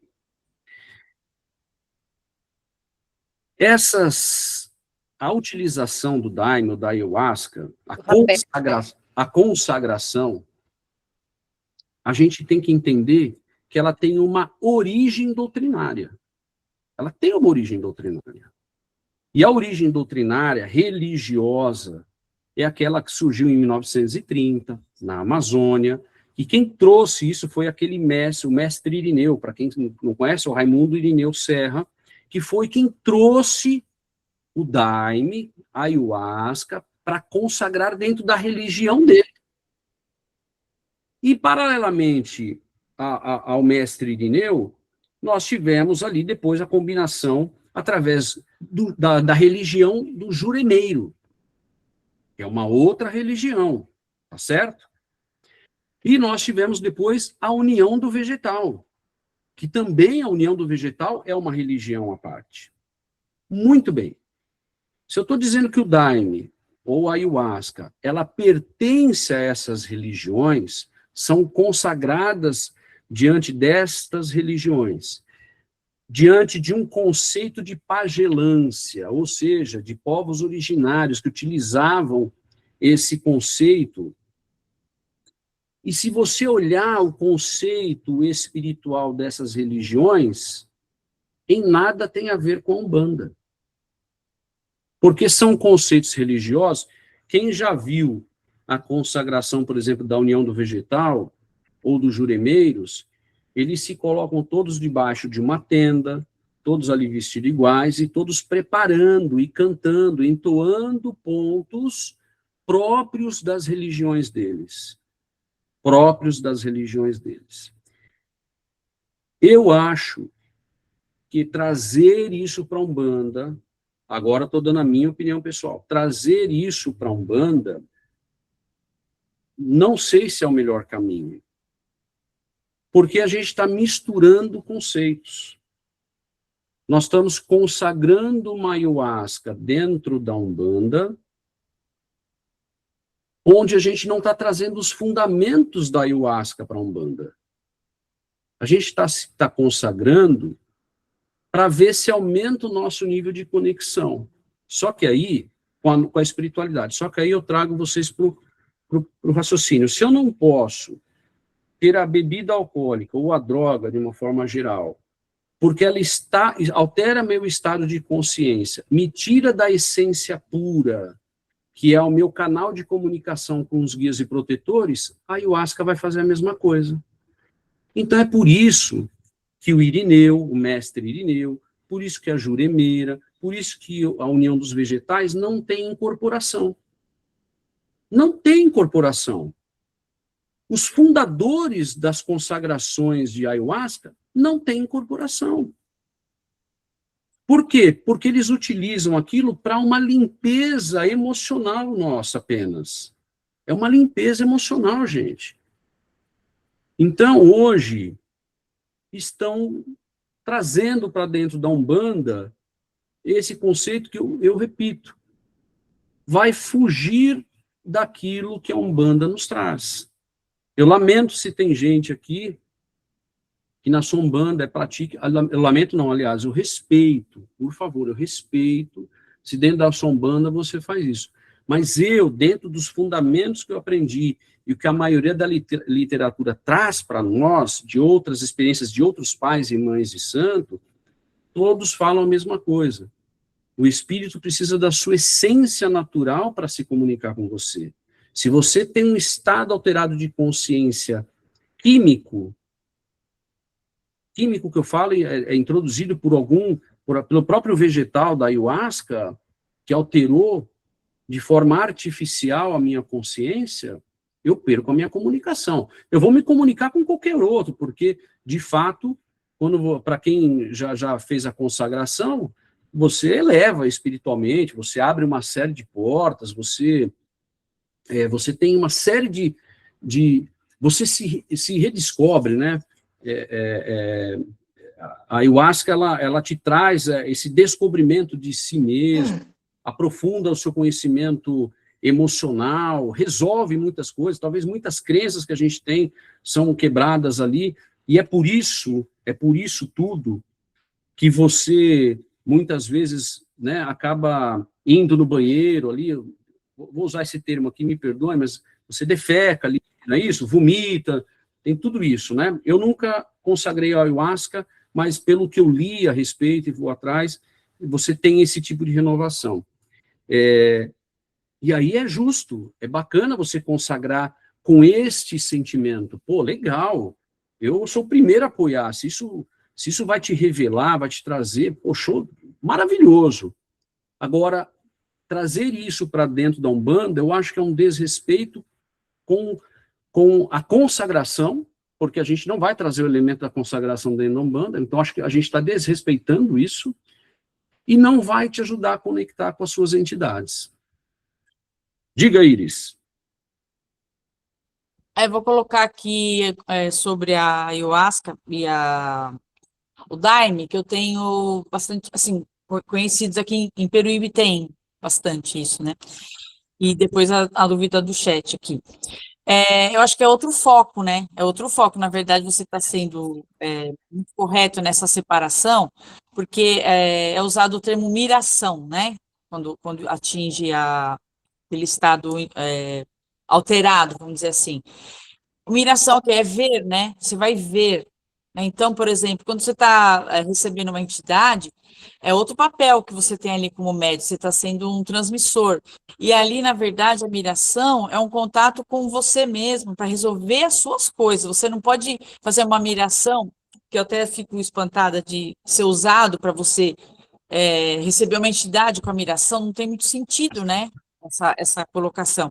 Então, quer dizer, na verdade, é para um autoconhecimento, contato com o inconsciente, contato com outras energias, para autoconhecimento, uma depuração que você falou, e aquilo dá realmente vômito, essas coisas que são essas coisas físicas, mas mais no intuito de um autoconhecimento, né? Então, não tem muito a ver, não é uma purificação para você receber uma entidade, porque ali você está num processo muito profundo de si, que não vai ter muito espaço para você poder receber uma comunicação. Eu acredito nisso. Perfeito, porque acaba tendo muito mais uma finalidade, né, Iris? Terapêutica sua, né? Sua, exatamente. De autoconhecimento, buscar o seu autoconhecimento. Né? É muito individual. Aí o Hugo está falando que a ayahuasca, o preceito são 10 dias, como se fosse uma preparação que ele está falando aqui, né? E ele está citando também o rapé, né? Que também tem o cheiro, que não é recomendado comer carne vermelha para consagrar. E a Fabiana está falando que o médium fica até com sono, com o corpo pesado, vira uma desordem espiritual.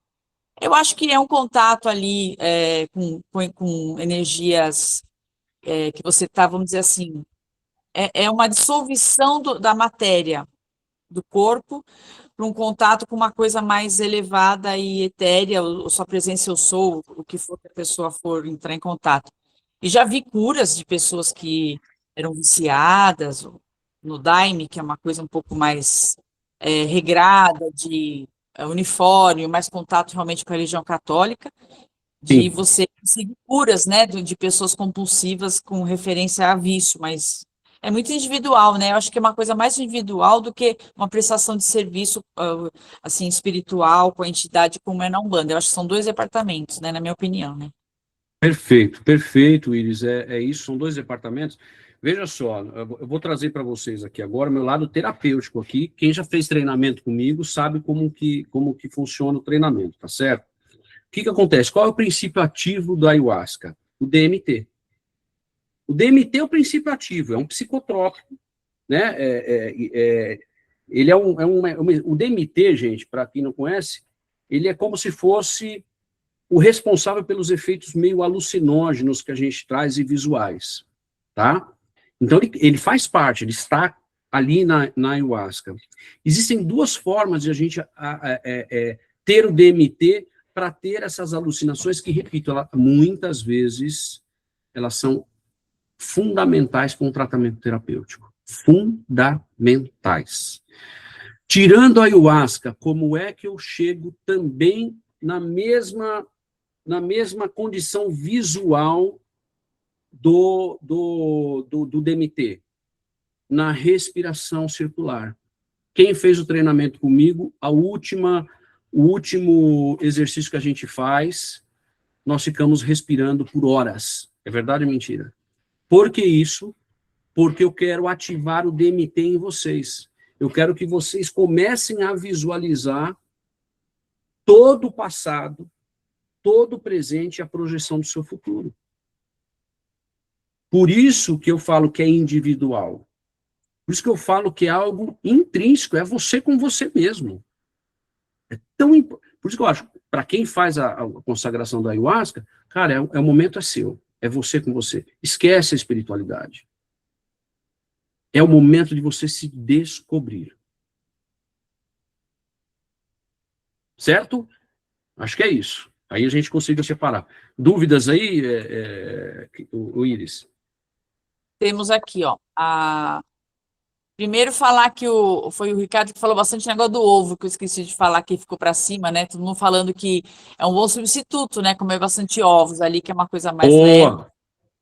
E a Solange falou que no treinamento ela chegou até o ventre da mãe dela. Foi isso, essa uma mensagem aí. Foi, acho que no treinamento que a gente fez, né? Que a Solange estava também. Isso, e aquele momento de respiração circular, que a gente força, a gente oxigena tanto o cérebro que a gente libera DMT, porque é uma substância que também nós temos condição de liberar. E ali é onde você vai, mergulha e acessa tudo que você tem que acessar, todas as suas crenças, tudo aquilo que você identifica. Então é isso aí mesmo. Oi, Giovana. Sobre a ayahuasca, o pouco que eu ouvi falar, assim, na internet, falaram que foram relatos pessoais, né, das pessoas que acho que tomaram, eu não sei muito bem o que seria, aí eu queria que você explicasse um pouco. Falaram que foram em tribos indígenas, e daí tomaram um chá, alguma coisa, e começaram a ter essas alucinações. Aí eu queria entender meio que é exatamente isso. O que eu posso dizer mais é sobre essa questão alucinógena que ocorre, e ela ocorre justamente por ter a substância, justamente por ter esse DMT, né, que ele está presente na folha, lá acho que é chacrona, né, que é chamada essa folha. Chacrona. É chacrona, é isso, né, Iris?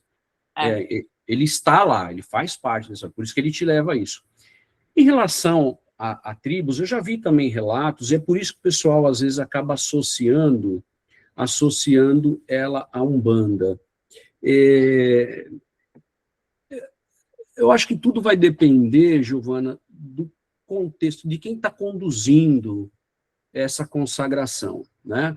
Se for alguém que, previamente à consagração, falar que você te sugestionar de algumas coisas, provavelmente você vai entrar nessa rota e vai ver caboclos, vai ver pajés, vai ver uma série de coisas, tá?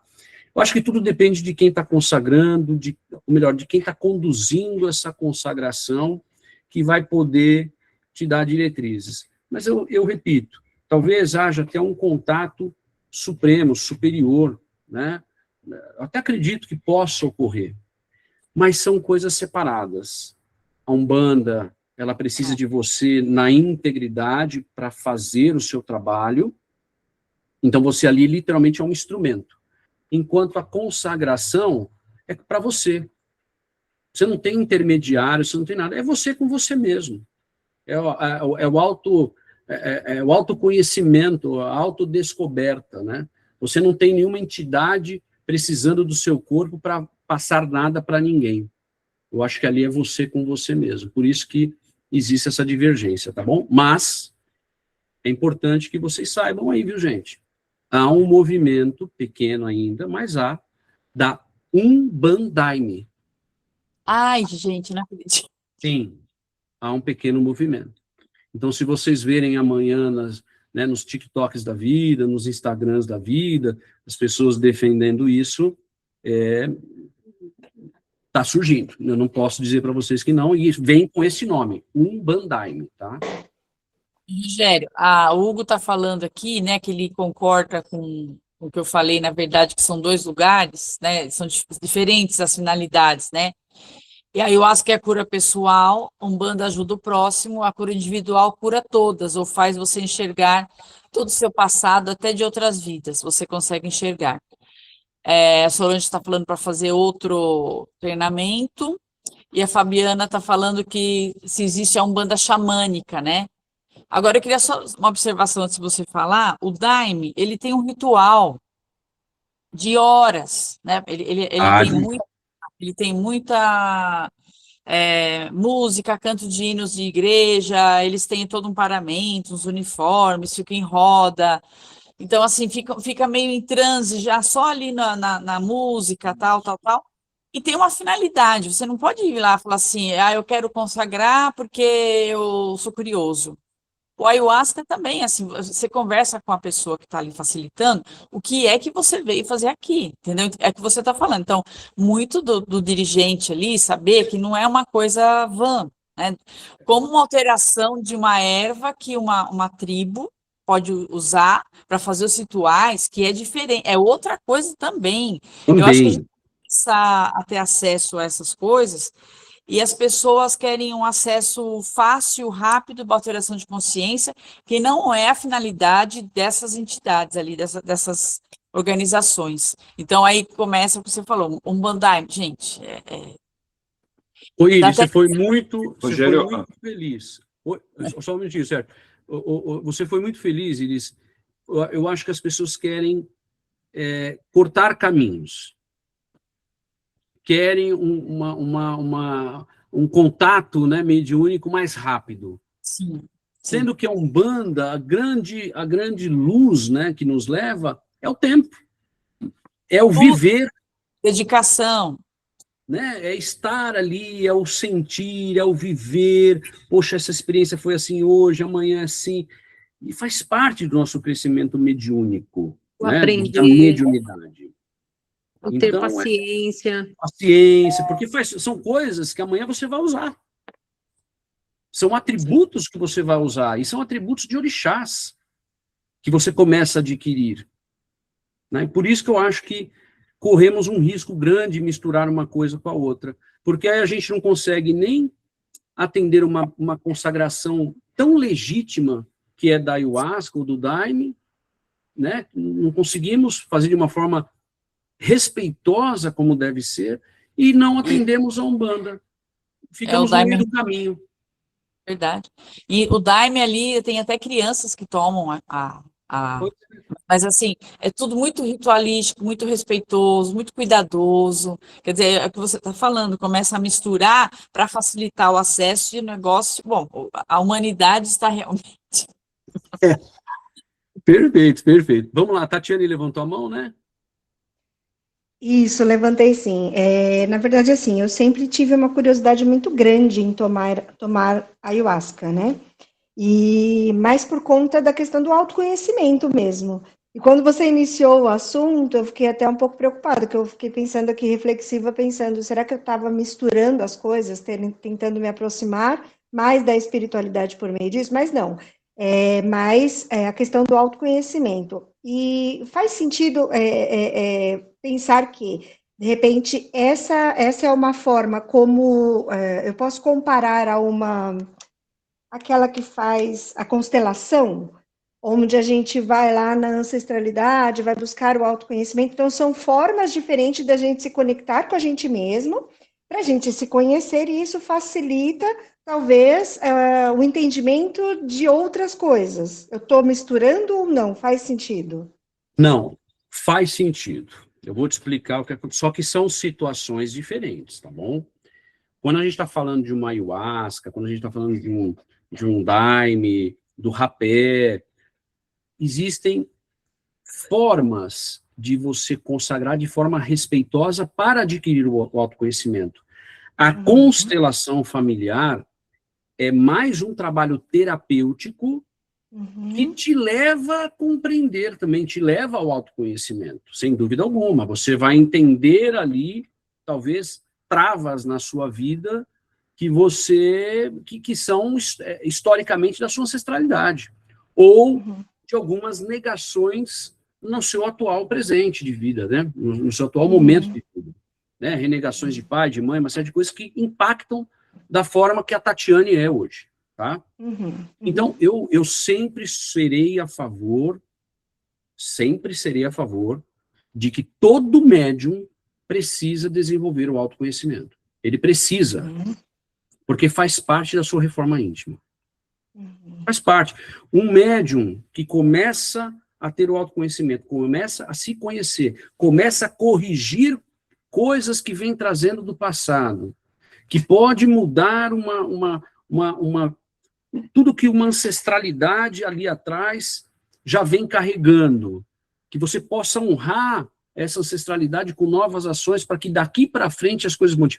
Isso é maravilhoso, isso faz parte da Umbanda, isso faz parte do nosso crescimento, independente da Umbanda, crescimento como seres humanos, nos tornamos melhores seres humanos, melhoramos a nossa comunicação do ponto de vista espiritual, seja em qualquer religião. Então, eu defendo com unhas e dentes o autoconhecimento. É necessário, todo mundo deveria fazer uma terapia, buscar uma terapia que seja feita em grupo, para autoconhecimento, para se descobrir, para mergulhar nas suas profundezas, abrir aquele armário cheio de esqueleto que a gente não quer, para se deparar com a realidade, vamos lá, vamos reformar. Todos devem fazer. Consegui mais ou menos explicar? Conseguiu sim, com certeza. Obrigada. Serginho, quer falar? Não, eu ia comentar só que no caso do Daime, eles têm dia certo para isso. É um calendário Daime, que normalmente está atrelado a dias santos, quase que o mesmo calendário dos dias santos católicos. Então, não é uma coisa que você chega lá... Eu estou dizendo porque eu vivi isso. Eu tinha, acho que, 1992, eu acho, 93, eu fui para Visconde de Mauá, muito a fim de ver o que era isso, como era isso, de curiosidade mesmo, sem muito fundamento. E, por acaso, naquela vilinha de Mauá, não sei se alguém conhece, é muito pequenininha, a gente estava eu e um amigo, nós encontramos um garoto que era do ABC, eles haviam se mudado para lá, e aí ele nos levou, eu falei, olha, eu estou procurando, ele falou, eu sou da comunidade e tal. E aí lá, eu tomei uma bronca acho que era o pai dele, porque exatamente isso, não era uma brincadeira, não era uma coisa para você... Travou. Acho que travou, né? Não, a gente ficou uma hora no carro ouvindo e aprendendo. Então, eu sei que tem um calendário Daime para você poder viver essa experiência que é para você e sobre você, não é sobre mais ninguém, nem nenhuma relação com a mediunidade propriamente dita. Perfeito, Sérgio. É isso aí, acho que complementa e fecha, né, aquilo que a gente colocou aí, que é tão importante, justamente por isso, porque vem crescendo bastante, muita gente confundindo um pouco uma coisa com a outra, e aí é o que eu falo, a gente ficar no meio do caminho é tão ruim, porque você não faz nem tão bem uma coisa, nem tão bem a outra, né? E aí é que a gente acaba se perdendo realmente, tá bom? Tem comentários, Luiz, para fazer, responder? Temos aqui, peraí. Aqui deixa eu ver. A Yara falou que deu match, né? Ambandaime. Deu match, Yara? Isso é bom, isso é bom. Aí o Ricardo está dizendo assim, você quer um acesso melhor à espiritualidade e aprendizado do que criança, caboclo, pai velho e Exu? Né? Para mim isso é modinha. Será que precisa tomar algo para se autoconhecer ou falta realmente esforço, né? E a Patrícia está falando que tem lugares e lugares, assim como terreiros e terreiros, né? Tem pessoas que nem sabem que possuem alguma desordem de nível mental e com o uso de algum elemento desse pode até aflorar, trazer à tona esse viés de desordem mental. No Daime eles fazem um controle muito forte disso, porque como o Sérgio falou, é uma comunidade mesmo, inclusive tem pessoas que moram nos lugares ali que estão fazendo desintoxicação. E os bons dirigentes vão se perguntar, você toma algum remédio psicotrópico, que é que você está viciado, por exemplo, porque realmente pode dar um problema gigante. Não esquecendo que, desculpa eles, que o neto do Chico Anísio, ele teve um problema, não sei se foi um suicídio, o que foi, decorrente de uma má gestão dessas tais experiências. E aqui, no Pico de Jaraguá, tem uma comunidade, não sei agora se é o Asca ou é o Daime, que teve um problema também. Um cara está completamente fora de controle e ele matou um cartunista na época famoso, que eu não vou lembrar o nome agora. Então, verdade. Sim, como? Eu lembro. Acho que não é o Caruso? Irmão do Caruso. Não era o Caruso. Não, eu não vou lembrar o nome dele. Depois eu pesquiso e comento aqui. Acho que ele voltou lá na comunidade e parece que ele usou droga e tinha feito participado da cerimônia ali. É terrível, né? É isso mesmo, diz. É o Glauco. Glauco. Era o Glauco. Glauco. Isso mesmo, foi o Glauco, isso mesmo. Muito bom, Yara, isso aí. Mais alguma coisa, Iris? Tá fechado o microfone. Eu acho que é só esses aqui, deixa eu ver se mais. A Marli falou imagem de Oxóssi, não sei o que era quis dizer com isso. Nós já nos conhecemos, somos irmãos da Umbanda, a Marli está falando. Esse autoconhecimento que ela está querendo dizer, acho, né? Que a gente... Mas é isso. Vamos terminar esse daqui, então, só para a gente entender esse último preceito, e a gente fecha hoje. O último preceito, nós falamos aqui, né, de evitar comer carne com vísceras, a gente fala carne vermelha, mas entenda que são todos os animais que contêm vísceras, justamente porque interfere no nosso corpo físico, consequentemente, vai interferir na forma qual a gente vai se dispor para ter a comunicação, seja ela psicografada, seja ela por incorporação, seja qual for a faculdade mediúnica que aquele médium tem. Tá? Falamos do consumo de drogas e bebidas, que altera o nosso estado de consciência, e aí falamos bastante sobre a ayahuasca, eu acho que é muito importante a gente tratar desse tema, porque é um tema que vem crescendo na comunidade, e logo, logo vocês vão se deparar com isso. E é legal que a gente conseguiu colocar cada um dentro do seu espaço, dentro da sua importância, né? Eu acho que isso é legal. E o terceiro preceito, recomendado 24 horas antes, não manter relações sexuais. E a pergunta que todo mundo sempre me faz, Rogério, eu entendo, porque isso deve ser pecado, né? Sempre me faz essa pergunta. E assim, não, claro que não há nada de pecado, pelo contrário, né? É a maior forma de expressão entre seres humanos, é esse contato físico, essa relação amorosa, e ainda que não seja ela amorosa, mas onde explode ali, né, uma energia muito, muito grande. A Camila acho que colocou aí pela troca de energia, sim. O que acontece, né, gente? As relações sexuais é uma troca de fluidos corporais muito grande. Então, é muita energia trocada, né? E olha, o que acontece? Se nós temos as nossas entidades conosco pela afinidade, e a afinidade entende-se em afinidade de pensamento, afinidade de fluido animalizado, afinidade. Existe uma entidade que chega até você porque ela é afim. Todos os elementos químicos do seu corpo, seu perispírito, sua forma de ser, atrai aquela entidade. Por quê? Porque no momento do seu reencarne, naquele mesão que estava você sentado, falando assim, opa, eu estou descendo agora que eu vou reencarnar, aquele grupo, aquele elemento, inclusive o seu mentor espiritual, estava ali falando assim, ok, olha, não é? Então, somos afins aqui, né? Temos a mesma energia aqui. Então, Rogério, você está descendo lá, então, né, para essa afinidade, para a gente continuar com essa afinidade, que a gente possa te auxiliar, sei lá, trabalho de incorporação, psicografia, seja o que for, qual a finalidade for, essa afinidade deve continuar existindo, ok.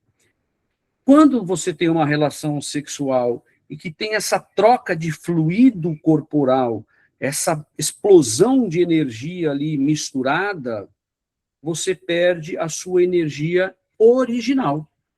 Porque durante até alguns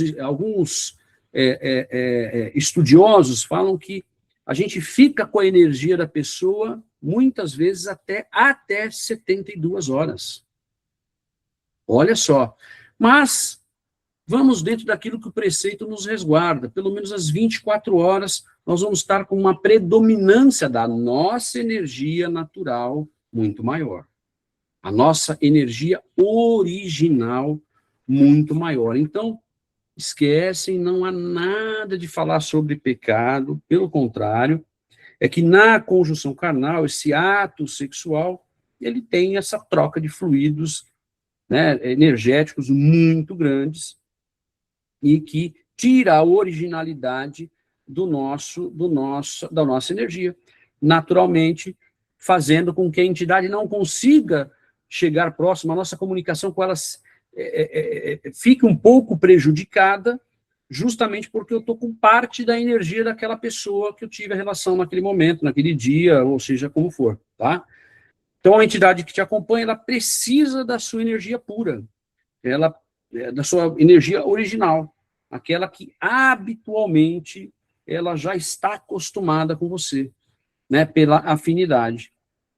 Então, é isso, né, e olha só, né, o começo, e vamos lá, né, para quem está no início do desenvolvimento, ou quem já passou pelo início do desenvolvimento, a gente sabe o quanto é difícil aquela comunicação forte, né? A gente está em desenvolvimento, então uma hora é mais forte, aí vai vir um outro guia que é fraco, e você fala, meu Deus, o que acontece? Será que eu não estava com guia aqui hoje? Por quê? Porque aquela afinidade está começando a se acoplar, está começando a se reconhecer uma com a outra. Se você trouxer uma energia ainda diferente da sua, aí acabou, você não vai conseguir realmente, né? Porque aí você perde toda essa afinidade energética, tá bom? Então, meus queridos filhinhos, o papai está dizendo para vocês que não é pecado, viu? Não é pecado. Fiquem tranquilos, tá? É só... Para você também, né, Rogério? Você fica Pra feliz mim, que não é pecado, né? claro que não, né? Claro que não. Sei. Mas a gente se contém, né? E se prepara, reza bastante, ora bastante. Como diria meu pai, pega no terço, né? E aí a gente esquece as outras coisas para que a gente possa estar preparado. Sei. Ah, Eu Vai acho rezar, vai, Rogério, vai. É ducha fria, ducha fria. ducha fria, muito bem. Então é isso. Demos uma estendidinha aqui, mas acho que foi essencial, exploramos bem aí esse tema importante, né, que é a ayahuasca. Eu acho que é muito importante, talvez muitos de nós aqui estejamos vivendo processos como esse e tal, e a gente às vezes confunde. E é gostoso quando a gente coloca aí cada elemento no seu lugar de respeito que merece, né, cada um dessa forma, tá bom? Dúvidas? Alguém quer fazer um comentário? Acrescentar algo? Ok, maravilha. Fico feliz que está, então, todo mundo entendendo aí bem. Maria Neide, querida Maria Neide, vou pedir, então, gentilmente, que você traga as palavras finais para que a gente possa ter uma semana abençoada, uma semana de luz. Vamos agora ficar um minuto em silêncio para nós voltarmos a nos encontrar. Todas as informações, elas foram acrescentando e foram alterando o nosso comportamento. Então, vamos nos trazer de volta, a fim de nós podermos realmente ter a certeza que todos os nossos mensageiros estiveram conosco e também se sentiram assim impressionados com o conhecimento. Que nós possamos agradecer ao Pai essa oportunidade que nos é dado para nós podermos estar lado a lado, transmitindo conhecimento e energia. Que os orixás possam lançar a cada um de nós toda essa energia que cada um necessita. E que possamos todos os dias agradecer ao Pai quando nós acordamos e sentir a presença do Pai através da vida. E que possamos todos os dias, através de pequenas coisas, parar e pensar da sua importância. Que possamos ser assim como um grão de areia, que parece tão pequeno, mas é tão grande. E que possamos nós, todos os dias, agradecer ao Pai por nós estarmos vivos, de nós termos pessoas que caminham conosco, de pessoas que nos dão a mão, de pessoas que nos contribuem com o alimento. E vamos pedir ao Pai que possa fazer com que cada um de nós, não virtualmente, mas que nesse instante, possamos sentir o calor de toda essa egrégora que está agora voltando desse grande portão que foi aberto. E que possamos nós agradecer e colocarmos a nossa cabeça no travesseiro e dizer: Senhor, em paz eu deitarei e dormirei, porque só Tu, Senhor, me fazes repousar em segurança. E que todos os mensageiros possam voltar a essa egrégora e cada qual seguir a sua volta no espaço, levando todas as mazelas encontradas dos nossos irmãos. Graças a Deus, meu Deus. Graças a Deus, meu Deus, pelo dia de hoje, louvado seja Deus. Pai Oxalá, muito obrigado. Pai Oxalá, muito obrigado. Pelo dia de hoje, louvado seja Deus. E aos orixás, muito obrigado. E aos orixás, muito obrigado. Pelo dia de hoje, louvado seja Deus. Pai João da Mata, muito obrigado. Pai João da Mata, muito obrigado. Pelo dia de hoje, louvado seja Deus. E aos mensageiros, muito obrigado. E aos mensageiros, muito obrigado. Pelo dia de hoje, louvado seja Deus. E ao Rosário, muito obrigado. E ao Rosário, muito obrigado. Pelo dia de hoje, louvado seja Deus. E aos meus irmãos, muito obrigado. E aos meus irmãos, muito obrigado. Pelo dia de hoje, louvado seja Deus. Graças a Deus, graças a Deus, graças a Jesus. E até a próxima segunda-feira. O Pai assim vai nos permitir. Uma boa noite para todos. Boa noite. Ogum,